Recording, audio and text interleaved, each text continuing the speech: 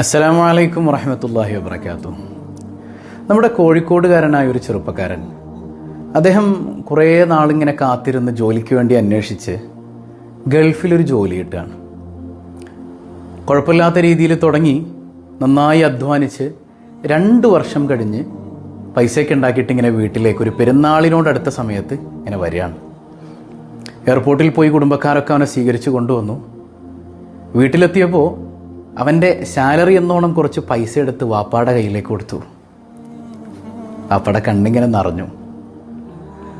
അന്ന് വാപ്പ ഒരു 100 രൂപ അതിൽ നിന്ന് എടുത്തിട്ട് പറഞ്ഞു, മോനെ ഇത് ഉമ്മാടെ കയ്യിലേക്ക് കൊടുക്ക്. അപ്പോൾ ഉമ്മ പറഞ്ഞു, എനിക്കെന്തിനാ, അത് നിങ്ങൾ വെക്ക്. അല്ലടി, ഇത് നീ പിടിക്ക്. ആ സമയത്ത് ഉമ്മ പറയുന്നുണ്ട്, മോനോട് ഉമ്മക്കൊരു കാര്യം പറയാനുണ്ട്. ഉമ്മയുടെ ഒരു കൂട്ടുകാരി ഉണ്ട്, അവൾ വിധവയാണ്, ഭർത്താവ് മരിച്ചു പോയിട്ടുണ്ട് കേട്ടാ. അവൾക്ക് 3 മക്കളാണ്, 3 യത്തീം കുട്ടികളാണ്, കുഞ്ഞുങ്ങളാണ്. പെരുന്നാളൊക്കെ അല്ലേ വന്നെ, അവർക്കൊന്നും കഴിക്കാനും കുടിക്കാനൊന്നും ഉണ്ടാവൂല. എൻ്റെ മോൻ എന്തെങ്കിലുമൊക്കെ ഒന്ന് അവർക്ക് വാങ്ങിക്കൊണ്ടുപോയി കൊടുക്കണം കേട്ടോ. ഞാനത് ചെയ്യാം ഉമ്മ, വന്ന് ക്ഷീണിച്ചിരിക്കുകയല്ലേ, വാ നമുക്ക് ഭക്ഷണമൊക്കെ കഴിക്കാം. അപ്പോൾ നല്ല സുഭിക്ഷമായ ഭക്ഷണം, ഗൾഫിൽ നിന്ന് വന്നല്ലേ, നല്ല അടിപൊളി ഫുഡൊക്കെ കഴിച്ച് ആ ഫുഡൊക്കെ കഴിച്ചപ്പോഴത്തേക്ക് ആകെ തളർന്നു. ആ സോഫയിൽ അദ്ദേഹം ഇങ്ങനെ കിടന്നിങ്ങനെ ഉറങ്ങിപ്പോവാണ്. ഉറക്കത്തിൽ പെട്ടെന്നൊരു സ്വപ്നം കാണാണ്. 3 കുഞ്ഞുങ്ങളിങ്ങനെ കൈ ഉയർത്തിയിട്ട് ആമീൻ ആമീൻ ആമീൻ എന്ന് പറയുന്നുണ്ട്. സ്വപ്നത്തിൽ നിന്ന് ഞെട്ടിയങ്ങ് എഴുന്നേക്കാണ്. അപ്പോഴാണ് അദ്ദേഹത്തിന് ആ ഓർമ്മ വരുന്നത്, പടച്ചോനെ, എൻ്റെ ഉമ്മ 3 യത്തീം കുട്ടികളുടെ കാര്യം പറഞ്ഞിരുന്നല്ലോ, ഞാനത് വിട്ടുപോയല്ലോ അല്ലാ. അദ്ദേഹം വേഗം വീട്ടിൽ നിന്ന് ഇറങ്ങി ഓടുകയാണ്.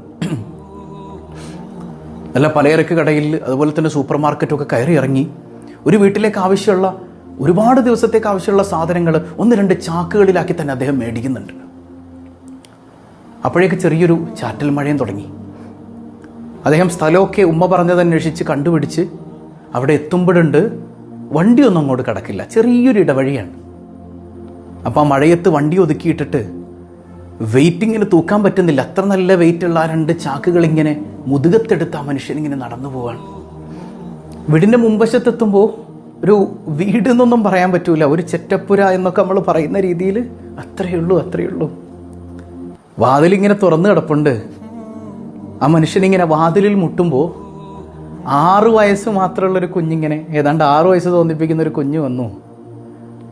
ആരാണ് കേൾക്കാം, നിങ്ങൾ ആരാണ്? ഞാൻ ഈ വീട്ടിലേക്ക് ഇതേ കുറച്ച് സാധനങ്ങളായിട്ട് വന്നതാണ് മോളെ. വീടിൻ്റെ അകത്തേക്ക് ആ മനുഷ്യനിത് കയറ്റി വെച്ചു. അപ്പം കുഞ്ഞ് ചോദിച്ചു, ഇക്കാക്ക ഇത് തിന്നാനുള്ള സാധനമാണോ?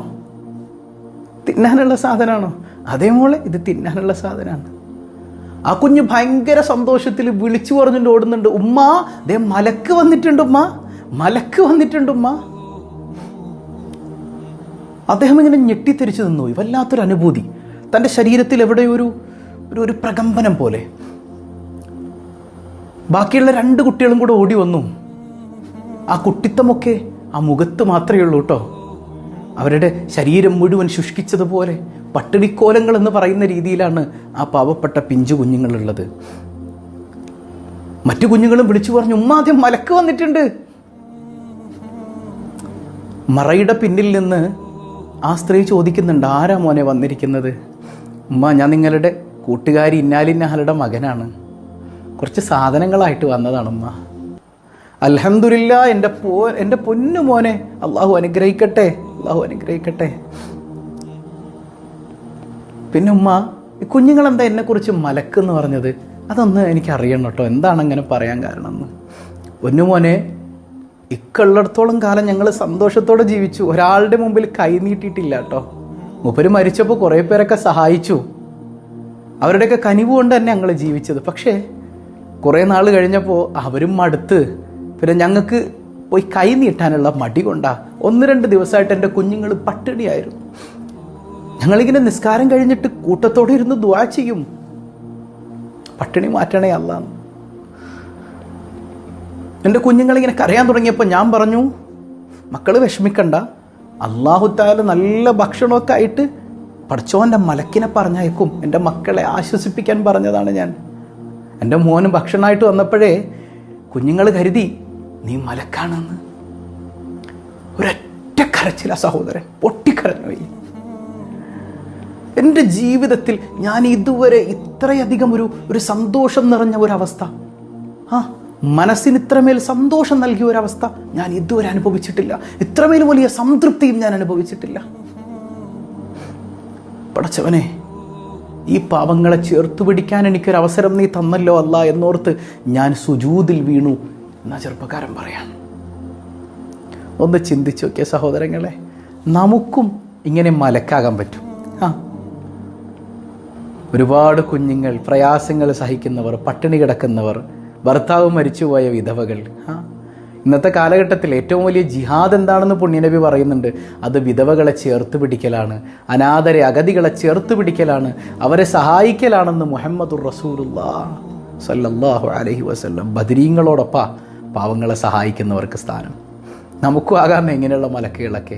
ഇതൊരു സഹോദരൻ അദ്ദേഹത്തിൻ്റെ അനുഭവം ഫേസ്ബുക്കിൽ കുറിച്ചത് ഞാൻ വായിച്ചതാണ്. ഇത്രമേൽ വലിയ സന്തോഷം അനുഭവിക്കാൻ പറ്റിയ മറ്റൊരവസരവും നമുക്കില്ല. പാവപ്പെട്ടവരെ ചേർത്ത് പിടിക്കുക.